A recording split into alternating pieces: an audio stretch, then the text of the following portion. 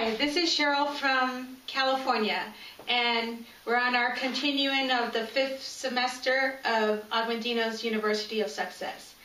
And this chapter was like that for me. The theme for semester 5 is, dost thou love life? Then do not squander time, for that is the stuff life is made of. So, this chapter starts out with procrastination is one of the most common and deadliest of diseases, and its toll on success and happiness is heavy. And the author for this particular this lesson is Wayne Dyer, and the book Your Erroneous Zones.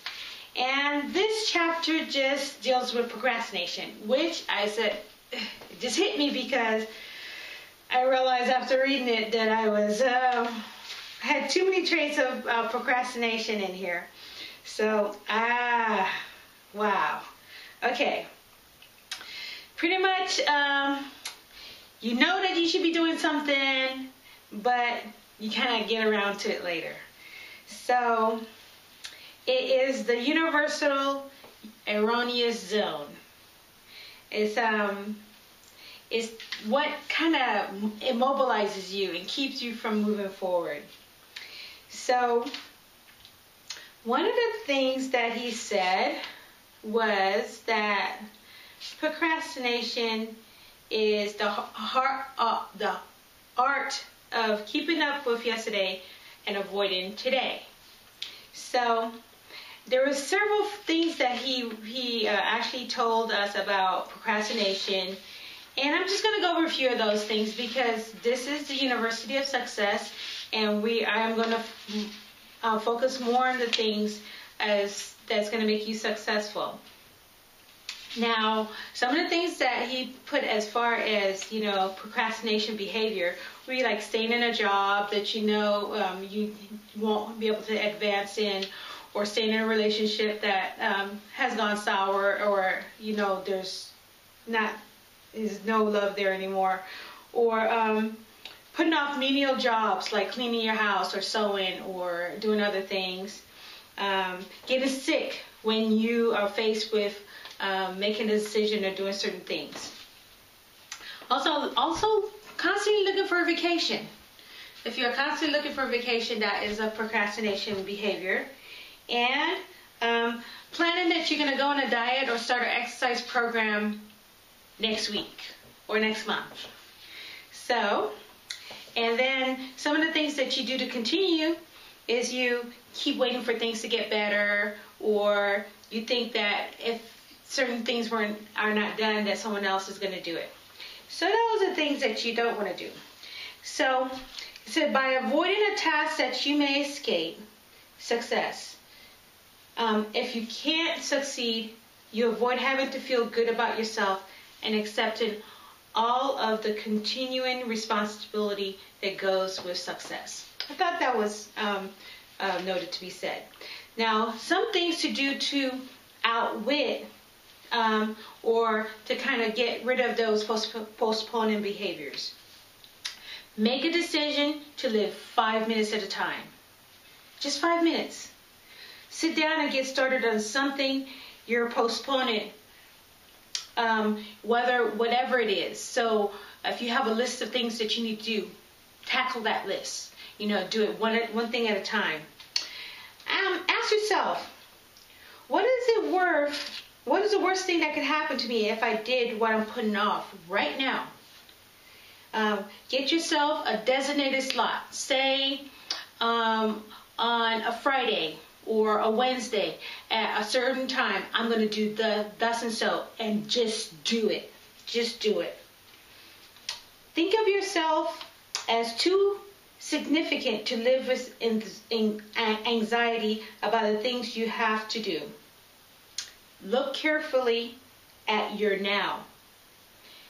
Decide what you're avoiding and beginning to tackle the fear of living effectively. So if you're going to go on a diet or you're going to start an exercise program, Start with one push-up. Start by avoiding one of your favorite foods. You know, whether it's ice cream or cookies or, you know, cheesecake, whatever. Start by avoiding one thing or doing just one push-up. Other things that he suggested was to stop criticizing yourself. Or when you start to see yourself criticizing, you need to write things down in the ledger. So if you're more aware and you write stuff down, then more than likely you don't want to write it down, so you will stop criticizing. Look hard at your life. Are you doing what you chose to be doing if you knew you had just 6 months to live? And be courageous about undertaking an activity that you've been avoiding. So that would be if you're fearful of doing something, if you're fearful of, you know, doing something technology-wise or something, you know, just go ahead and do it and get over that fear. Decide not to be tired until the moment that you get into bed. And then instead of saying things like hope, wish, or maybe, say, I will make things happen, or I'm going to do the following things to ensure that I feel better, or I will make it okay. So you're instead of, you know, saying I hope things will get better, I will make it happen. And then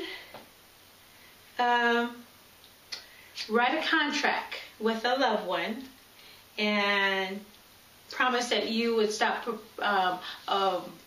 you know, avoiding certain things. Like if you want to spend more time with your kids or with your spouse, make sure that you write a contract and say, okay, we are going to go out on that date every Friday, and that's our time, or whatever. Or if you're going to spend time with the kids, if you promise your kids stuff, you want to make sure that you follow through with your promises. So the ending thought for this is, if you want the world to change, don't complain about it. Do something. Rather than using up your present moments with all kinds of immobilizing anxiety over what you're putting off, take charge of this nasty, erroneous zone and live now. Be a doer, not a wisher, hoper, or critic. So that was the summary of lesson number 21 of Og Mandino's University of Success. So join me on Friday for lesson 22, where the theme will still be about time. All right, you have a nice evening. Take care.